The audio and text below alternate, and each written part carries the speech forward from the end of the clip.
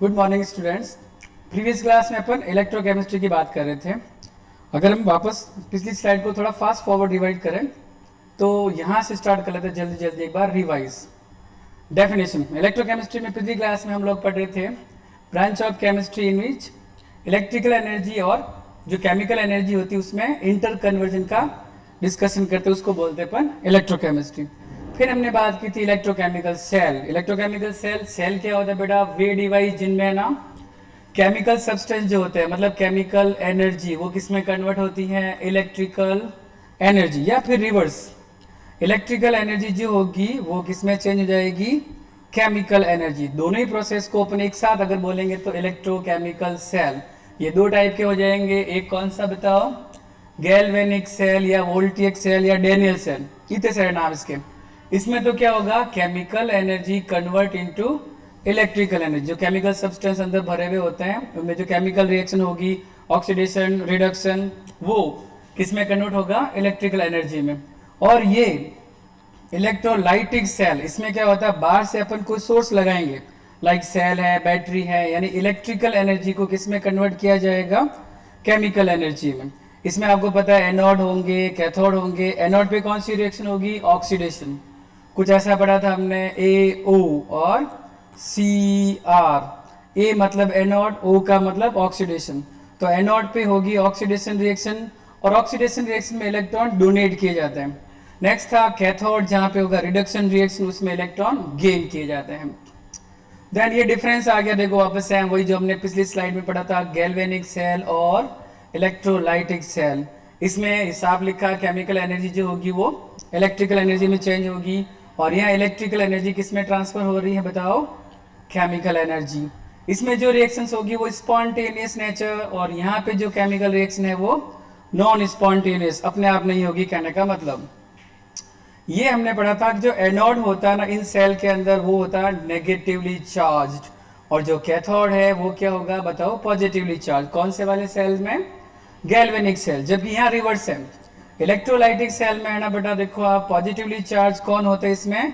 Anode. जबकि जो cathode होता है वो नेगेटिवली चार्ज होते हैं। डेनियल सेल, ये दो हाफ सेल से मिलकर बना होता है। फर्स्ट हाफ सेल में जिंक मेटल को जिंक सल्फेट सॉल्यूशन में डुबो के रखा जाता है। सेकेंड हाफ सेल के अंदर कॉपर मेटल की रॉड को कॉपर सल्फेट सॉल्यूशन में डिप किया जाता है। बीच में लगा पोरस डिस्क जिसमें से आयंस का फ्लो होगा। इन दोनों मेटल की रॉड्स को अपन बोलते हैं इलेक्ट्रोड्स। और डेनियल सेल में जो जिंक इलेक्ट्रोड है वो किसकी तरह बिहेव करेगा? एनोड। और यहाँ देखो आप, नेगेटिवली चार्ज है, क्योंकि ये कौन सा वाला सेल है? Daniel cell. जबकि इलेक्ट्रोलाइटिक सेल में इसका उल्टा होता है, वहाँ एनोड प्लस का और कैथोड माइनस का होता है। ओके, तो जब एनोड पे ऑक्सीडेशन रिएक्शन होगा तो जिंक आयन कहाँ पहुंचेंगे? सॉल्यूशन के अंदर। और इलेक्ट्रॉन कहाँ आएंगे? ये देखो यहाँ पे, ये इलेक्ट्रॉन इस मेटेलिक वायर से होते हुए कहाँ पहुंचेंगे? कैथोड पे, जहां सॉल्यूशन में कौन इंतजार कर रहा है इनका? Copper ions. ये कॉपर आयंस उन इलेक्ट्रॉन को गेन करेंगे। ये देखो chemical reaction, at cathode, copper plus 2 ion, gain electron and convert into copper metal. जबकि एनोड पे क्या होगा? जिंक ऑक्सीडाइज हो रहा है, इलेक्ट्रॉन डोनेट किए जा रहे हैं। अभी हमने पढ़ा था कि एनोड पे ऑक्सीडेशन और कैथोड पे कौन सी रिएक्शन करवानी है? रिडक्शन। पता है, जैसे जैसे ये रिएक्शन होती जाएगी इस वाली मेटल रॉड के ऊपर कॉपर आयन आके डिपॉजिट होते जाएंगे, तो इसकी थिकनेस बढ़ती चली जाएगी, और यहाँ से जो आयन है वो सॉल्यूशन में जाएंगे ना, तो ये वाली जो मेटल रॉड है धीरे धीरे क्या होती जाएगी? पतली होती चली जाएगी। जब ये पूरी तरह से गायब हो जाएगी तो सेल काम करना बंद कर देगा, फिर आपको वापस दूसरी नई जिंक की मेटल रॉड यहाँ पे काम में लेनी पड़ेगी। इलेक्ट्रोड पोटेंशियल, जब हम किसी भी मेटल रॉड को सॉल्यूशन में डिप करते हैं तो मेटल रॉड और सॉल्यूशन में जो आयंस होंगे उनके बीच में एक पोटेंशियल डिफरेंस प्रोड्यूस होगा, उसी का नाम क्या है? Electrode potential. अगर ऑक्सीडेशन हो रहा है तो वहां उसका नाम बन जाएगा ऑक्सीडेशन पोटेंशियल, और अगर रिडक्शन हो रहा है वहां पे तो बोलेंगे इसको रिडक्शनल पोटेंशियल। जैसे ये देखो, ये एक मेटल रॉड है, इसको हमने इस सॉल्यूशन में डुबो के रखा है, तो मेटल और सॉल्यूशन में जो आयंस होते हैं इनके बीच में जो पोटेंशियल डिफरेंस प्रोड्यूस होगा उसी का नाम क्या था? Electrode potential. यहाँ अपने पास है सिंगल इलेक्ट्रोड सेल, इसको बोला जाता है सिंगल इलेक्ट्रोड। एक सिंगल मतलब ये एनोड और कैथोड दोनों की तरह बिहेव कर सकता है। अगर यहाँ ऑक्सीडेशन होगा तो हम बोल देंगे एनोड की तरह बिहेव कर रहा है, और अगर यहाँ रिडक्शन होगा तो हम बोलेंगे कैथोड की तरफ बिहेव कर रहा है। रेफरेंस इलेक्ट्रोड्स, ये कौन होते हैं? ऐसे इलेक्ट्रोड जिनका इलेक्ट्रोड पोटेंशियल फिक्स होता है, नॉन होता है, उसको बोलते हैं अपन रेफरेंस इलेक्ट्रोड। इसका एक एग्जांपल अपने पास मिलेगा SHE, ये देखो स्टैंडर्ड हाइड्रोजन इलेक्ट्रोड, शॉर्ट में अपन बोलते हैं इसको SHE। ये इसका स्ट्रक्चर जो अपने को याद रखना है, यहाँ प्लेटिनम वायर लगा हुआ इस स्ट्रक्चर के अंदर, यहाँ हाइड्रोजन गैस को अपन इंट्रोड्यूस करवाएंगे 1 बार प्रेशर पर, और यहाँ जो सॉल्यूशन है ना हाइड्रोक्लोरिक एसिड, इसकी कंसेंट्रेशन कितनी काम में लेनी है अपने को? 1 मोलर सॉल्यूशन लेना है। इस सेल के लिए इलेक्ट्रोड पोटेंशियल की वैल्यू कितनी होती है? 0.0। ये फिक्स वैल्यू है, इसीलिए हम इसको रेफरेंस यानी स्टैंडर्ड इलेक्ट्रोड बोल रहे हैं। अब जैसे जिंक जो अननोन इलेक्ट्रोड है अपने लिए, इसका अगर अपने को इलेक्ट्रोड पोटेंशियल फाइंड करना है तो इस अननोन इलेक्ट्रोड को हमें उसके साथ जोड़ना पड़ेगा जो जिसका इलेक्ट्रोड पोटेंशियल पहले से अपने को पता है। जैसे वो था ना SHE जो पिछली स्लाइड में देखा था हमने, ये इसका इलेक्ट्रोड पोटेंशियल पता है अपने को 0.0। तो इसके साथ जो अननोन वाला होगा उसको कनेक्ट करके जो पूरा एक सेल बनेगा कुछ इस प्रकार से, ये तो देखो जिंक हो गया अपने लिए अननोन इलेक्ट्रोड, इसका इलेक्ट्रोड पोटेंशियल अपने को फाइंड करना है। और जो ये है वो कौन था? Standard hydrogen electrode. इसका इलेक्ट्रोड पोटेंशियल कितना था बताओ? 0। तो जो पूरा ये कॉम्बिनेशन बना वो हो गया सेल। यहाँ लगा रखा आपने वोल्ट मीटर, इसमें जो भी वैल्यू आएगी वोल्ट मीटर में वो इस पूरे कॉम्बिनेशन की वैल्यू होगी। और फॉर्मूला जिसमें अपन यूज में लेंगे द EMF मतलब इलेक्ट्रोमोटिव फोर्स ऑफ सेल, यहाँ पे जो 0.76 है वो वैल्यू कौन बताएगा? Voltmeter. तो E not cell equals to cathode का इलेक्ट्रोड पोटेंशियल माइनस एनोड। यहाँ एनोड कौन है? जिंक, जो अपने को फाइंड आउट करना। और कैथोड कौन है? SHE। तो इसकी वैल्यू तो कितनी हो जाएगी? 0। तो कुल मिला के जो 0.76 वोल्ट है वो उस अननोन इलेक्ट्रोड का इलेक्ट्रोड पोटेंशियल हो जाएगा। इलेक्ट्रोकेमिकल सीरीज जिसमें बहुत सारे एलिमेंट्स होते हैं उनको इलेक्ट्रोड पोटेंशियल के नेगेटिव वैल्यू फॉर्म यानी डिक्रीजिंग ऑर्डर में अरेंज किया जाएगा। टॉप टू बॉटम की ओर अगर हम चलेंगे तो आप देख लो नीचे आ रही मेटल्स और ऊपर कौन थे? हैलोजेंस वगैरह। हैलोजन क्या करते हैं? इजीली इलेक्ट्रॉन गेन करते हैं। जो सब्सटेंस इलेक्ट्रॉन गेन करता है उसका होता है रिडक्शन, और जो जिसका रिडक्शन होता है वो किसकी तरह बिहेव करेगा? Oxidizing agent. और यहाँ उल्टा, मेटल इजीली इलेक्ट्रॉन लूज करती है, जो मेटल इलेक्ट्रॉन लूज करेगी उसका होगा ऑक्सीडेशन, और जिसका ऑक्सीडेशन होता है वो किसकी तरह बिहेव करेगा? रिड्यूसिंग एजेंट की तरह। ये इस इलेक्ट्रोकेमिकल सीरीज की बात थी। Then next equation standard form है, देखो ये वाला इक्वेशन अपने को याद करना है। इसमें E का मतलब है सेल का इलेक्ट्रोड पोटेंशियल, E नॉट का मतलब होता है सेल का standard electrode potential, -2.303 R gas constant, T temperature जो आपको केल्विन में पुट करना है। हालांकि हमने पिछली क्लास में पढ़ा था कि R, T और ये F की वैल्यू फिक्स होती है। इन तीनों की वैल्यू पुट करने के बाद अपने को नया इक्वेशन मिलेगा ये वाला। अपने को न्यूमेरिकल क्वेश्चन के लिए ये वाला फॉर्मूला याद रखना है, ठीक है। E कौन था? Electrode potential of cell. E not कौन है? Standard electrode potential.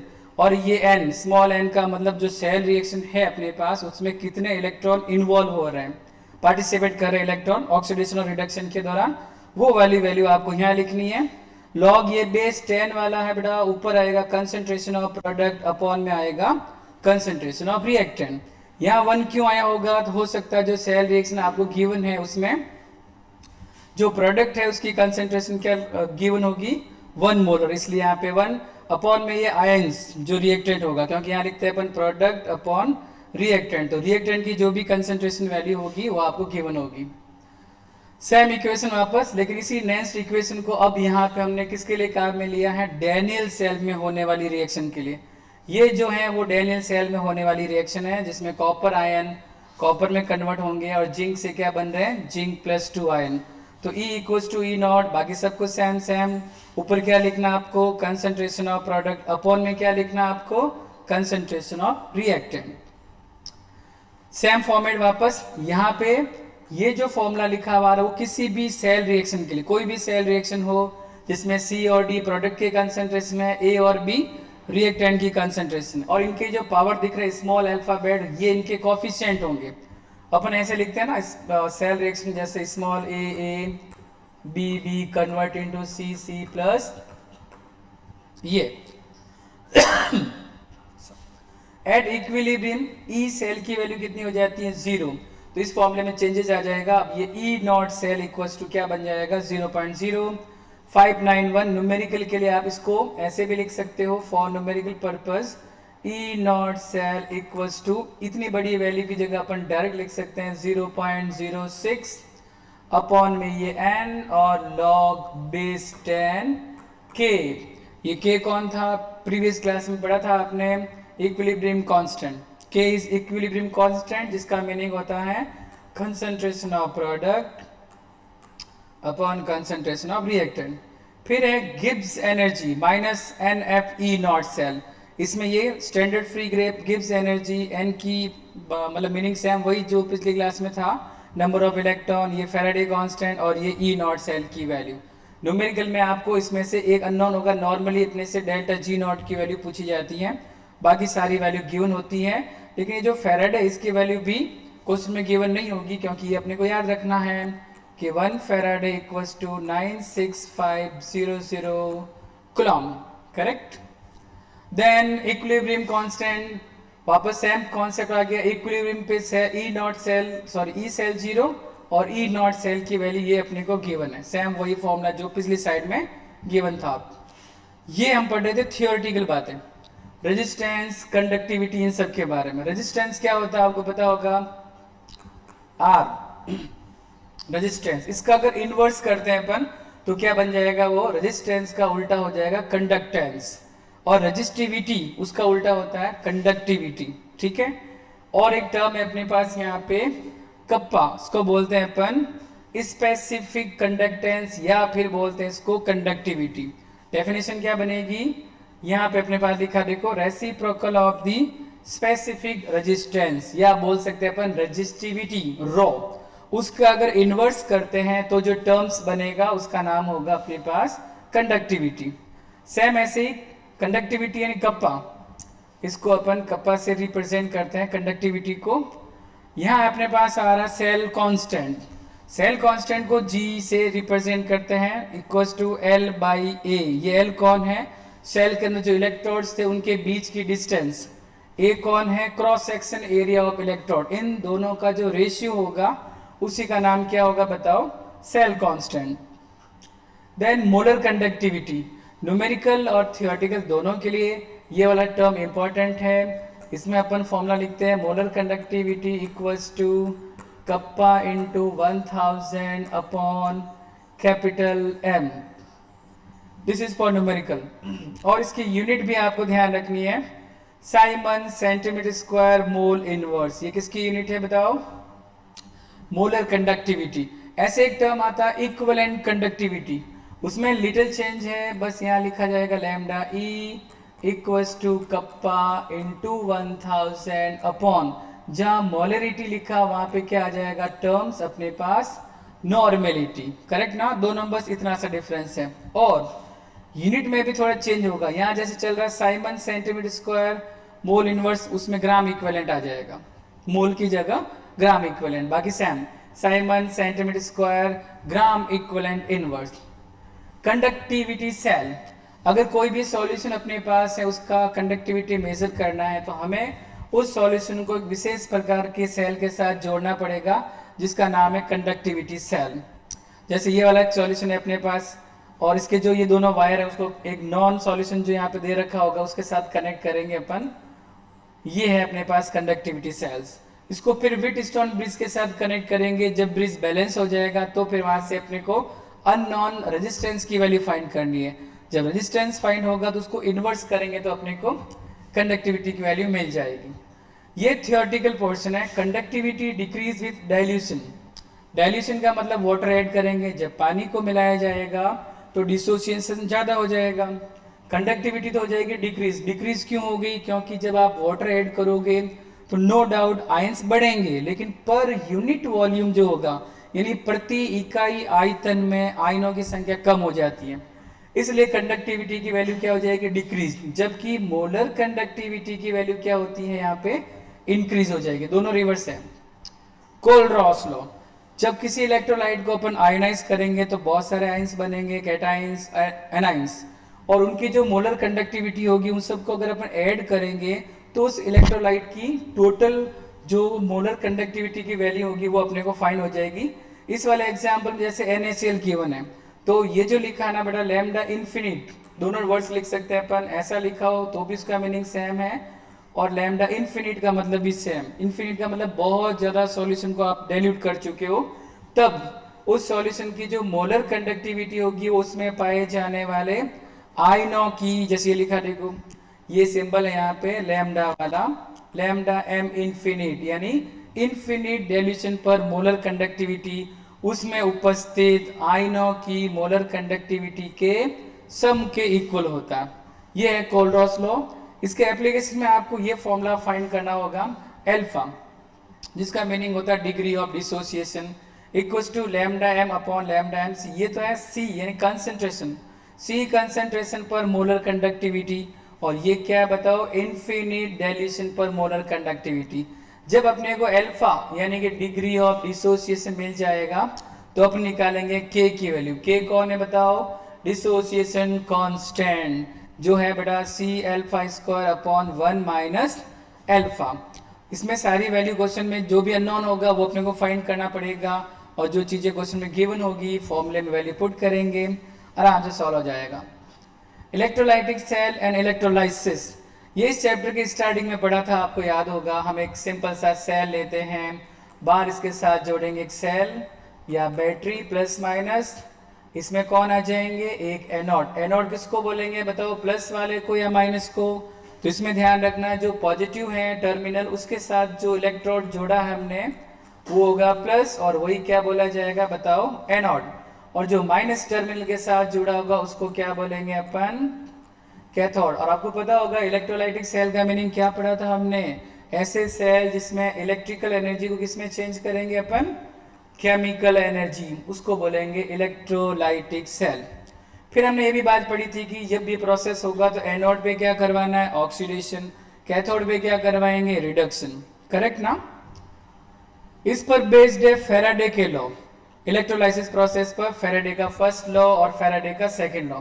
First law का मतलब जब आप इलेक्ट्रोलाइसिस प्रोसेस करवा रहे हो तो एनोड और कैथोड पे जो सब्सटेंस जाके डिपॉजिट होगा उसका अमाउंट किस पे डिपेंड करेगा।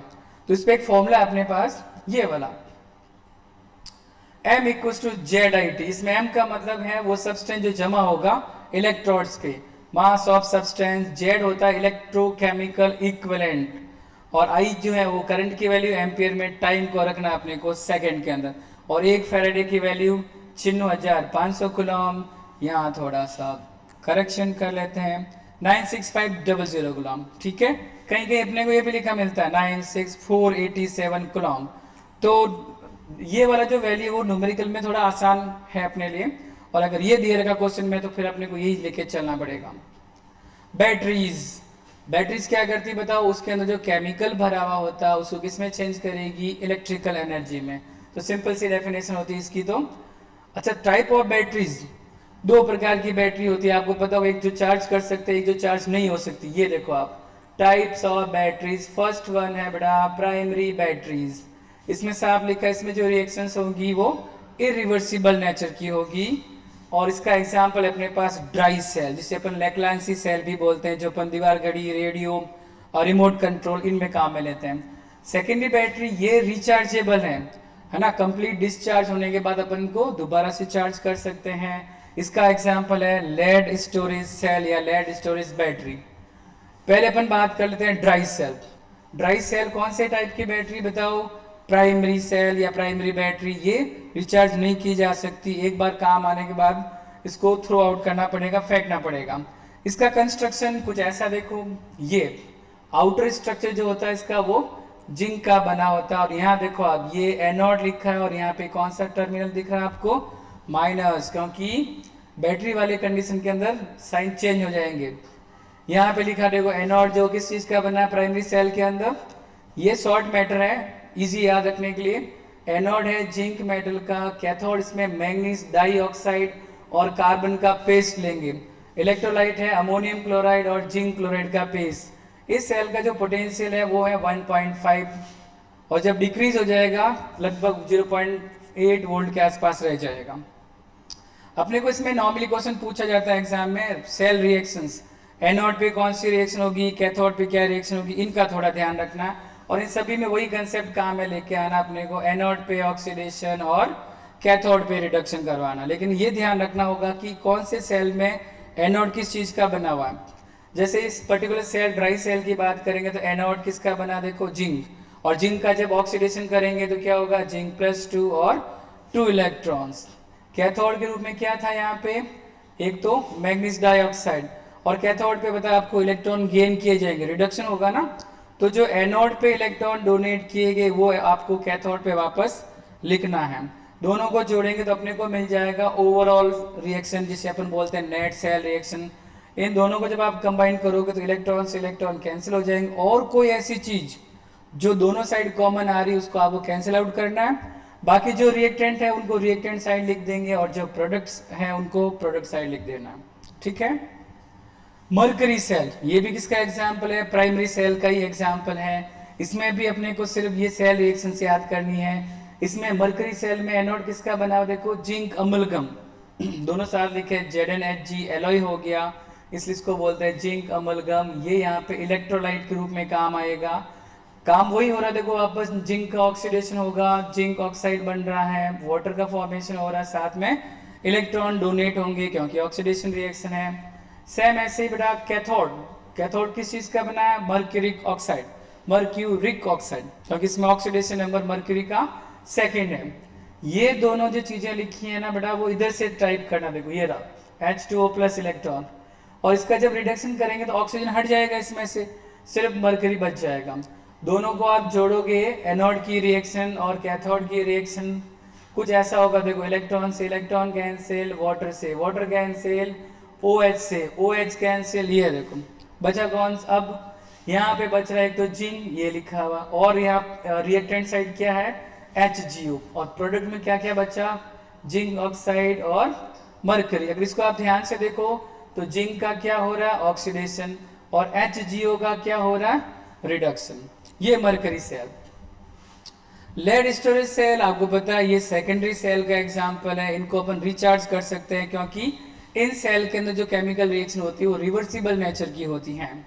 इसमें एनोड किस चीज का बना हुआ, स्पंजी लेड बोलते हैं, अपन सिंपल लेड भी बोल सकते हैं, और ये होता है सल्फेट आयन SO4, क्योंकि इनमें जो लेड की ग्रिड्स लगी हुई है, जो ये आपको इस पिक्चर में दिख रही है, लेड यानी शीशा, उसकी प्लेटें लगी हुई है, उन प्लेटों के बीच में हमने इलेक्ट्रोलाइट क्या भर रखा है, डाइल्यूट सल्फ्यूरिक एसिड। तो सल्फ्यूरिक एसिड को जब आयोनाइज करेंगे तो आपको H+ आयन मिलेगा, और साथ में कौन से आयन मिलेंगे, सल्फेट आयन। ये देखो आप सल्फेट आयन और यहाँ पे H+ आयन। एनोड पे तो लेड है, कैथोड पे लेड डाइऑक्साइड है। इसका जब ऑक्सीडेशन करेंगे तो क्या बन जाएगा, लेड सल्फेट, और इलेक्ट्रॉन रिलीज होंगे। और कैथोड पे देखो आप, एक तो H+ भी जुड़ रहे हैं और साथ ही साथ इलेक्ट्रॉन भी ऐड हो रहे हैं, क्योंकि कैथोड पे हमें रिडक्शन करवाना था। दोनों को जोड़ेंगे तो ये बन जाएगी नेट सेल रिएक्शन। इसको याद रखना सिंपल सा तरीका देखो, Pb के फॉर्म में क्या लिया था हमने, एनोड, एनोड हो जाएगा Pb का बना हुआ, और PbO2 ये कौन है बताओ, कैथोड, और इन दोनों के बीच में जो इलेक्ट्रोलाइट भरा था वो कौन था, H2SO4। तीनों एक ही सीक्वेंस में आ रहा है, देखो Pb PbO2, और यहाँ पे इन दोनों को, इन दोनों स्पीसीज को अगर आप एक साथ जोड़ के लिखोगे तो ये बनेगा 2H2SO4, और इस साइड 100% क्या मिलना आपको, लेड सल्फेट और 2H2O। निकल कैडमियम सेल, ये भी प्राइमरी नहीं सॉरी ये भी सेकेंडरी सेल का एग्जांपल है। इसमें भी अपने को सेल रिएक्शन से याद करने, देखो निकल कैडमियम सेल में एनोड किसका बना हुआ, कैडमियम, इलेक्ट्रोलाइट यहाँ पे भी कौन है, OH। ये OH कहाँ से आएगा, तो आपको पता है सेल के अंदर हम भरते हैं potassium hydroxide KOH। Cathode group में यहाँ पे निकल का ऑक्साइड NiO2, और रिडक्शन होगा तो इलेक्ट्रॉन और वाटर सेम सेम लिखना है। दोनों को जोड़ेंगे तो बन जाएगी वही नेट सेल रिएक्शन या ओवरऑल रिएक्शन। इसमें आपको पता है इलेक्ट्रॉन से इलेक्ट्रॉन कैंसिल हो जाएंगे, और कोई चीज कॉमन, 2OH से 2OH भी कैंसिल, बाकी जो स्पीसीज बची उनको आप एज इट इज वापस लिख लोगे। फ्यूल सेल, फ्यूल सेल जो होता है ना वो ये वाला देखो, फ्यूल सेल में 3 चैम्बर्स होते हैं। फर्स्ट वाले पार्ट में अपन हाइड्रोजन गैस को पास करेंगे, बीच में यहाँ पे भरा हुआ होता है अपने पास इलेक्ट्रोलाइट, वही एक्वस KOH। और थर्ड वाला चैम्बर देखो, ये फर्स्ट चैम्बर, बीच में सेकंड चैम्बर और ये थर्ड वाला। फर्स्ट वाले चैम्बर में जहाँ आप हाइड्रोजन गैस को भेज रहे हो वो होगा एनोड, और थर्ड वाले चैम्बर से भेज रहे हैं अपन ऑक्सीजन गैस को अंदर, वो है कैथोड। बीच में ये दोनों जब गैसें मिलेगी तो कंफर्म है कि क्या फॉर्म होगा बताओ, H2O, हाइड्रोजन गैस और ऑक्सीजन गैस मिलेगी, H2O का फॉर्मेशन हो जाएगा। इसमें एनोड किसका बनाया था, हाइड्रोजन गैस। कैथोड कौन है, ऑक्सीजन गैस। दोनों को जोड़ेंगे तो ये क्या मिल जाएगी अपने को, ओवरऑल रिएक्शन, है ना। लास्ट हेडिंग इस चैप्टर का जो अपने पास है कोरोजन। कोरोजन का मतलब होता है रस्टिंग, जैसे रस्टिंग ऑफ आयरन वगैरह जो होते हैं वो भी। इसमें ये वाला एग्जांपल देखो, ये एक आयरन का ब्लॉक बना हुआ है, इसमें जो एनोड वाला रीजन है उसमें अपने पास ये आयरन, इसका क्या होगा देखो, एनोड लिखा तो इसका मतलब ऑक्सीडेशन करवाना। ये जो ब्लू कलर का एक बड़ा सा ब्लॉक दिख रहा है इसको अपन बोलेंगे वाटर ड्रॉप्स, पानी की बूंद है, क्योंकि आपको पता है रस्टिंग ऑफ आयरन कब होगा, जब मॉइस्चर प्रेजेंट होगा आयरन के आसपास। इसमें भी वही सेम ऑक्सीडेशन में देखो, आप आयरन से क्या बन गया, Fe+2 आयन, साथ में इलेक्ट्रॉन रिलीज हो रहे हैं। और रिडक्शन जो होगा वो इस इम्प्योर वाले पार्ट का, जिसमें ऑक्सीजन है वो एटमॉस्फेयर में जो प्रेजेंट है, साथ में H+ आयन कहाँ से मिलेंगे, एक्वस सॉल्यूशन जो है मॉइस्चर से, हाइड्रोजन आयन, और ये इलेक्ट्रॉन मिलके बन जाएगा वाटर। दोनों को जोड़ेंगे ये बन जाएगी अपने पास ओवरऑल सेल रिएक्शन। अगर हमें कोरोजन को प्रिवेंट करना तो ये मेथड अपन काम में ले सकते हैं, जैसे गैल्वेनाइजेशन, कैथोड प्रोटेक्शन, इलेक्ट्रोप्लेटिंग। ये कुछ मेथड होते हैं जो रस्टिंग को प्रिवेंट करते हैं, कोरोजन को प्रिवेंट करते हैं। ये अपना चैप्टर था इलेक्ट्रोकेमिस्ट्री वाला। Thank you.